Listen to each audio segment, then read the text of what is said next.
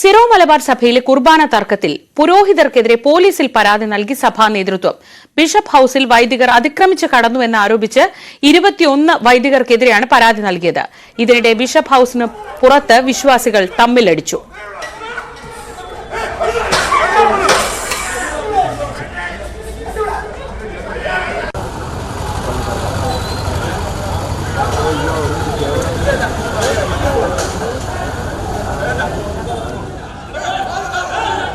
നവമി ദിനേശ് വിവരങ്ങളുമായി.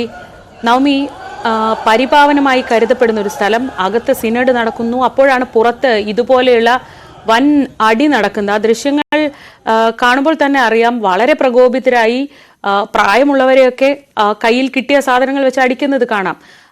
ഇത് എപ്പോഴാണ് സംഭവിച്ചത്? നിലവിൽ ഈ പരാതിയുമായി എങ്ങനെ മുന്നോട്ട് പോകാനാണ് സഭാ നേതൃത്വം ആലോചിക്കുന്നത്?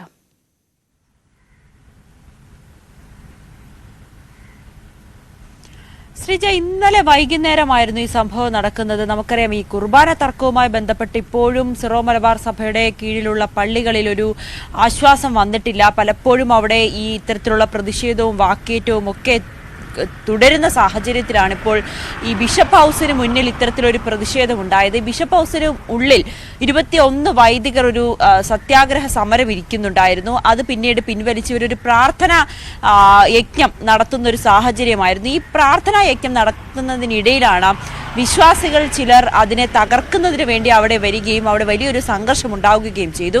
വിമതരും ഈ വിശ്വാസികളും തമ്മിൽ അവിടെ ഒരു സംഘർഷമുണ്ടായി. പിന്നീട് പോലീസ് ഇടപെട്ട് ഒരു മുന്നറിയിപ്പ് നൽകി. ജില്ലാ കളക്ടർ അടക്കം ഇടപെടുകയും ഒരു മുന്നറിയിപ്പ് നൽകുകയും ചെയ്തു. ഇനി ഇവിടെ ഒരു പ്രതിഷേധം ഉണ്ടാകരുതെന്ന് പറഞ്ഞുകൊണ്ട് വിശ്വാസികളെയും വിമതരെയും പള്ളിയിൽ നിന്നും പുറത്താക്കുന്ന ഒരു സാഹചര്യം ഉണ്ടായി. ഇതിനെതിരെയാണ് ഈ വലിയ രീതിയിൽ പ്രതിഷേധവും ഈ പള്ളികളിലൊക്കെ ഇന്ന് സിനഡ് തുടരുകയാണ്. ഈ സിനഡിലൊക്കെ ഈ വിഷയം ഉന്നയിക്കപ്പെടുന്ന സാഹചര്യവും ഉണ്ടായി. അപ്പോഴാണ് ഈ സഭാ നേതൃത്വം ഇതൊരു പരാതിയുമായി മുന്നോട്ട് പോകാൻ തീരുമാനിച്ചിരിക്കുന്നത്. പക്ഷെ ഇത് ഒരു പരാതിയുമായി മുന്നോട്ട് പോകുമ്പോൾ പോലീസിന് എന്ത് നടപടി സ്വീകരിക്കാൻ കഴിയുമെന്നുള്ളതാണ് ഏറ്റവും പ്രധാനം. കാരണം വൈദികരാണ് ഈ സമരത്തിൽ ഇരിക്കുന്നത്. വൈദികരെ എങ്ങനെയാണ്, അല്ലെങ്കിൽ ഈ വിശ്വാസികളെ ഏത് വിധത്തിലാണ് പോലീസ് ഇതിലൊരു നടപടി എടുക്കുക എന്നുള്ളതിൽ ഇപ്പോഴും ഒരു ആശയക്കുഴപ്പം തുടരുന്നുണ്ട്.